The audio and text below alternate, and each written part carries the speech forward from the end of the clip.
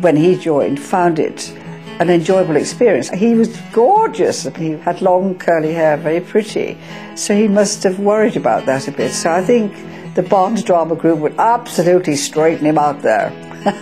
Much more than that, here at last was the creative outlet Rob had been searching for. He did join in backstage, stage management. That was a very good way of getting to know everybody and looking after the production. You get to know the system. The group had a huge impact on Robert's life and gave him practical skills.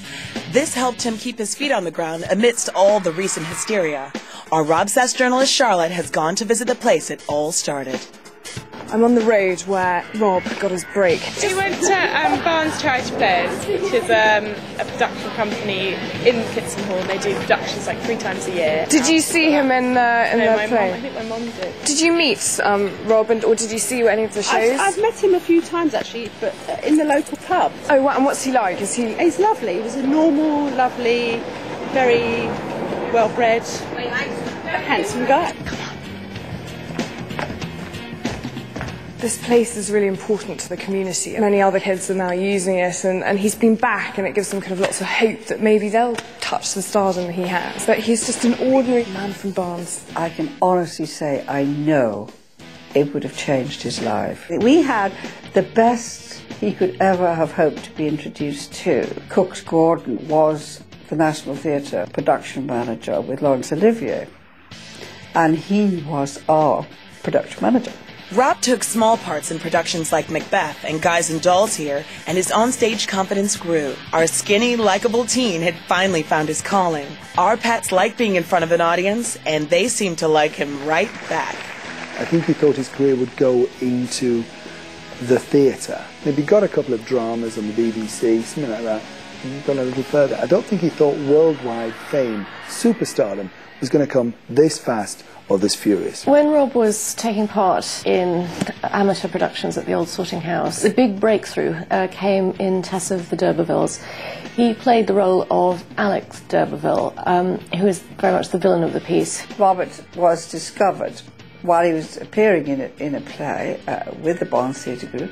A casting agent happened to be there just watching the show, not because they were out scouting, and saw him and just thought, I really need to see you. In 2003, Rob was asked to screen test for the movie Vanity Fair, starring Hollywood star Reese Witherspoon. He won the part of her son, Roddy Crawley.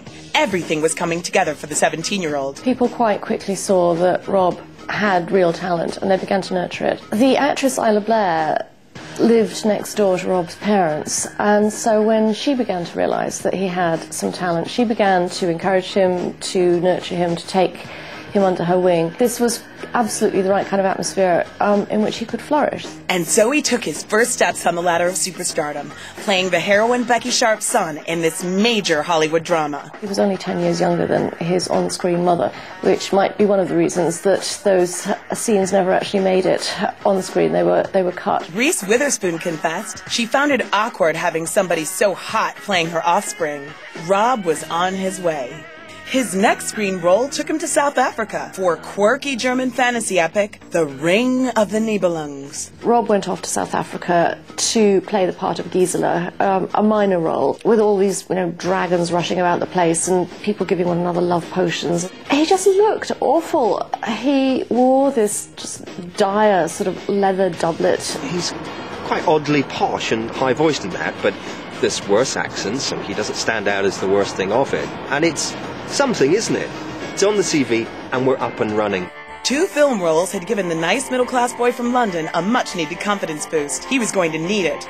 Later that year, Rob was given the opportunity to audition for one of the most successful franchises in movie history. His casting agent for Vanity Fair had felt slightly guilty that his footage hadn't, well, let's say, reached the screen. It had sort of stayed on the floor. And she suggested him for the role of Cedric Diggory in Harry Potter and the Goblet of Fire. And Mike Newell was impressed, and there he is suddenly, and it's like, whoa, how did that happen? From Amdram, 2 films which weren't great for you, and here you are.